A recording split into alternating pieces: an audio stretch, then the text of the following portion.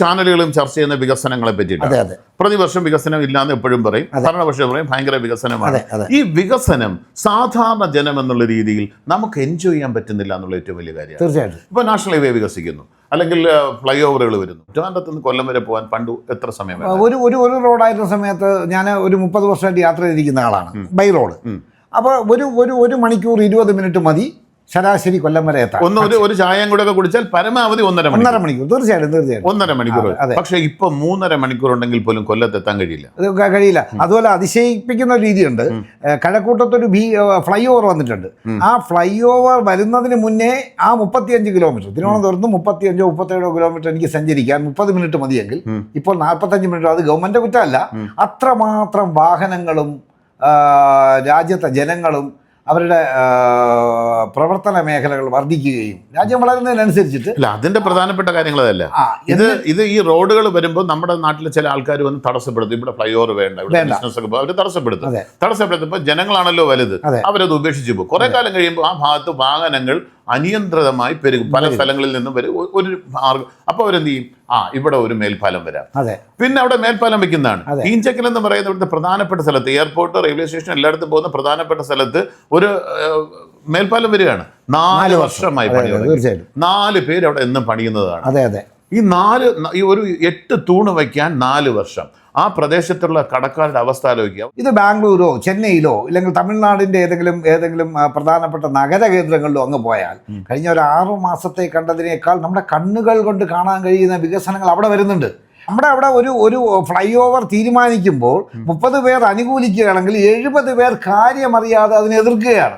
അപ്പൊ ആ വികസനങ്ങളുടെ ഒരു സമയം എന്ന് വെച്ചാൽ ഈ നമ്മൾ പറയില്ലേ, എന്ത് നാടയിൽ കുരുങ്ങിക്കിടക്കുന്നു, ചുവപ്പ് നാട. ആ ചുവപ്പ് നാട സ്വാഭാവികമായി കുരുക്കേണ്ട ആവശ്യം ഈ ഭരണാധികാരികൾക്കാണ്. കാരണം ഇവർ തന്നെ അവരുടെ അണികളെ ഇളക്കി വിടുന്നു. ഇത് വന്നു കഴിഞ്ഞാൽ വളരെ നാശം ഉണ്ടാകുന്നത്. അല്ല, താങ്കൾ പറഞ്ഞ പോലെ 1-ാമത്തെ വർഷം വികസനം ഉണ്ടാക്കിയിട്ട് കാര്യമില്ല എന്നും 2-ാമത്തെ വർഷവും വികസനം ഉണ്ടാക്കിയിട്ട് കാര്യമില്ല എന്നും, വികസനം ജനങ്ങളിൽ എത്തിക്കേണ്ട സമയം 4-ാമത്തെ വർഷം, 5-ാമത്തെ വർഷമേ ചെയ്യൂ.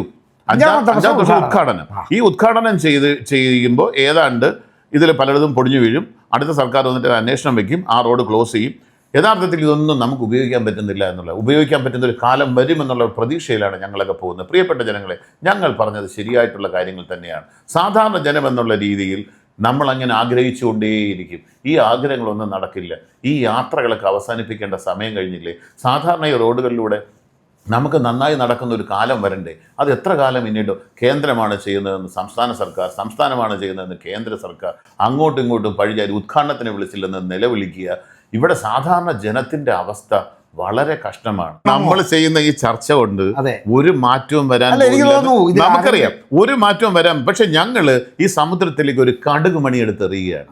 ഈ കടുകുമണികളെല്ലാം കൂടെ ചിലപ്പോൾ ഒന്ന് കൂടും. ഒറ്റ ചുള്ളി ഒന്നൊന്നായി ഒടിക്കാം ഏത് ബാലനും, ഒടിച്ചും കളയാം. പക്ഷേ ഇതെല്ലാം ഒന്നിച്ചൊരു കെട്ടായാൽ ആനയ്ക്കും സാധ്യമായിട എന്ന് പറയും.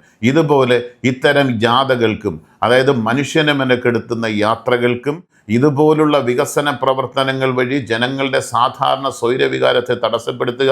ഞാൻ വേറൊരു കാര്യം പറഞ്ഞിട്ട് ഇതിനിടയിൽ, ഞങ്ങളുടെ ഞാൻ ഈ സ്റ്റുഡിയോ നമ്മളിവിടെ നിൽക്കുന്ന സ്ഥലം എന്ന് പറയുന്നത് തൈക്കാട് എന്ന് പറയുന്ന സ്ഥലമാണ്. ഇവിടുത്തെ വികസനത്തിന് വേണ്ടി 2.5 വർഷം ഈ റോഡ് അടച്ചിട്ടിരുന്നു. ഇവിടെ ഗവൺമെൻറ് ഹോസ്പിറ്റലുണ്ട്, പ്രധാനപ്പെട്ട ഒരു സ്ഥലമാണ്. ഈ 2.5 വർഷം എൻ്റെ കണ്ണുകൊണ്ട് കണ്ടതാണ് 3 ആത്മഹത്യകൾ ഈ സ്ഥലത്ത് നടന്നിട്ടുണ്ട്.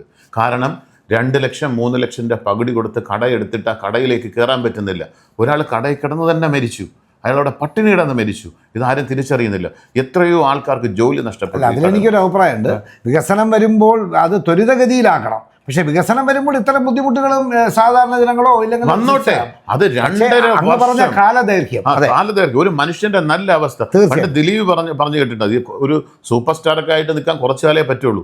ആ കാലഘട്ടത്തിനുള്ളിൽ എന്തെങ്കിലും ചെയ്യണം. നമ്മുടെയൊക്കെ നല്ല സമയം കഴിഞ്ഞ 6-7 വർഷം നമുക്ക് യാത്ര ചെയ്യാൻ പറ്റുന്നില്ല. അങ്ങ് പറയുന്നതിൽ ഒരു കൃത്യമായി ഒരു വികസനം വരുമ്പോൾ അതിനൊരു ഷെഡ്യൂളും ഉണ്ടാകണം. ഷെഡ്യൂൾ വേണം, അതിന് പകരം പദ്ധതികൾ വേണം.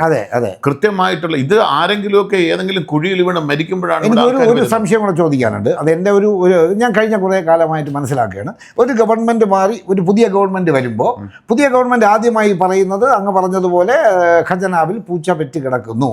അല്ല, പുതിയ തുടർഭരണമാണെങ്കിൽ അത് പറയാൻ പറ്റും. അല്ല, തുടർഭരണം അല്ലെങ്കിൽ ഞാൻ തുടർഭരണത്തെ കുറിച്ച് അല്ലല്ലോ പറയുന്നത്. വിഭിന്നമായ ഒരു ഗവൺമെന്റ് വരികയാണെങ്കിൽ മറ്റ് ഗവൺമെന്റ് ഇപ്പൊ സർക്കാർ ജീവനക്കാർക്ക് എല്ലാ ക്ഷാമബത്യം കൊടുത്തു, അതെ, എല്ലാ പെൻഷനും കൂട്ടി. അതെ. ഇന്ന് പുതുതായി ഒരു അറിവ് വന്നിട്ടുണ്ട്, ശനിയാഴ്ചയും കൂടി അവധിയായി കൊടുക്കാൻ പോവാ ഈ ഇലക്ഷന് മുന്നേ. ഇപ്പൊ ശനിയാഴ്ച അവധിയാക്കുന്ന ഒരു കണക്കിന് നല്ലതാണ്. അത്രയെങ്കിലും കറണ്ട് അല്ലാതെ സർക്കാർ ഓഫീസുകളിൽ ശനിയാഴ്ചയും കൂടി അവധിയാക്കുന്നത് ഈ ഇലക്ഷൻ പ്രഖ്യാപിക്കുന്നതിന് മുമ്പ് തന്നെ സംഭവിക്കുമെന്നാണ് മനസ്സിലാവുന്നത്. ഇലക്ഷൻ കമ്മീഷൻ സർക്കാർ ജീവനക്കാരുടെ കുറെ വോട്ട് കിട്ടും. അതൊക്കെ രാഷ്ട്രീയമാണ്. ആ പൊളിറ്റിക്സ് എല്ലാ ആൾക്കാരും പറ്റുന്നതാണ്. അല്ല, എന്റെ ചോദ്യത്തിന് അങ്ങ് ഒരു മറുപടി തരണം. എനിക്കറിയേണ്ടത്, ഇപ്പൊ ഞാൻ എൻ്റെ ഒരു കമ്പനി നടത്തുകയാണ്, അങ്ങനെ ഒരു സ്റ്റുഡിയോ നടത്തുകയാണ്, നമ്മളിത് കൈമാറ്റം ചെയ്യുകയാണ് ഒരാളിന്.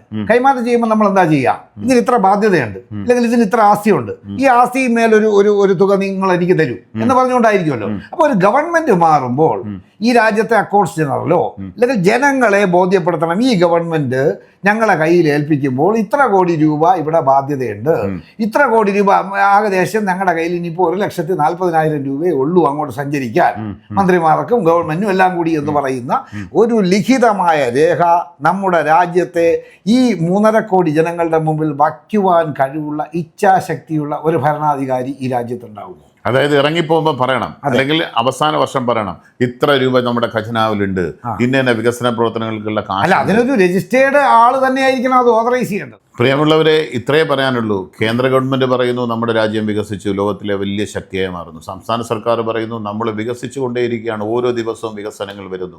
പക്ഷേ ഇവിടെ സാധാരണക്കാരൻ്റെ അവസ്ഥ വളരെ ദയനീയമല്ലേ? ഒരു പെൺകുട്ടി ഉണ്ടെങ്കിൽ കല്യാണം കഴിച്ചയപ്പിക്കാൻ പറ്റുന്ന അവസ്ഥയിലാണോ? സ്വർണത്തിൻ്റെ വില എത്രയാണ്? ഗ്യാസ് സിലിണ്ടറിൻ്റെ വില എത്രയാണ്? സദ്യക്കുള്ള വില എത്രയാണ്? കല്യാണ മണ്ഡപങ്ങൾക്ക് എത്ര ലക്ഷം രൂപയാണ്? ഇങ്ങനെ വ്യക്തിപരമായി നമ്മളെല്ലാം കടക്കണിയിൽ പെട്ടുകൊണ്ടിരിക്കുന്നു. ഇപ്പോഴും യാത്രകൾ നടക്കുന്നു. നമ്മളെ രക്ഷിക്കാൻ വേണ്ടി ഒരുപാട് പേര് വരുന്നു, രക്ഷകന്മാർ ഒരുപാട് വരുന്നു. ഞാനും നിങ്ങളും അടക്കമുള്ള ആൾക്കാർ കടക്കണിയിൽപ്പെട്ട് ആത്മഹത്യയുടെയും മറ്റും വക്കിൽ പോകുന്നു. പ്രിയപ്പെട്ട ഭരണകർത്താക്കളെ, നിങ്ങളിവിടെ വികസനം ഉണ്ടാക്കുന്നുണ്ട്, പക്ഷേ ഈ റോഡുകളിലൂടെ ഞങ്ങൾക്കിപ്പോൾ സഞ്ചരിക്കാൻ കഴിഞ്ഞിട്ടില്ല. എന്നോ റെഡിയാവുമെന്ന് പറയുന്നു. ഇവിടെ എത്രയോ വികസനം വന്നപ്പോഴും ഞങ്ങൾ ഇപ്പോഴും ഇരുചക്ര വാഹനങ്ങളിലാണ് യാത്ര ചെയ്യുന്നതെങ്കിൽ വെയിൽ കൊണ്ട് ഞങ്ങൾ കഷ്ടപ്പെടുന്നു. 4 ചക്ര വാഹനങ്ങൾ പോകുന്ന ആൾക്കാരാണെന്നുണ്ടെങ്കിൽ ട്രാഫിക്കിൽ കിടന്ന് ഗുരുതരമായി എത്രയോ സമയങ്ങൾ നശിപ്പിക്കേണ്ടി വരുന്നു. അതിനിടയിലുള്ള നിങ്ങളുടെ ജാഥകൾ, നിങ്ങളുടെ പ്രകടനങ്ങൾ, പിന്നെ കൊട്ടിഘോഷങ്ങൾ, കലാശക്കൊട്ടുകൾ, ഇതെല്ലാം സാധാരണക്കാരൻ്റെ നെഞ്ചത്തുകൂടെയാണെന്ന് തിരിച്ചറിഞ്ഞാൽ നല്ലത്.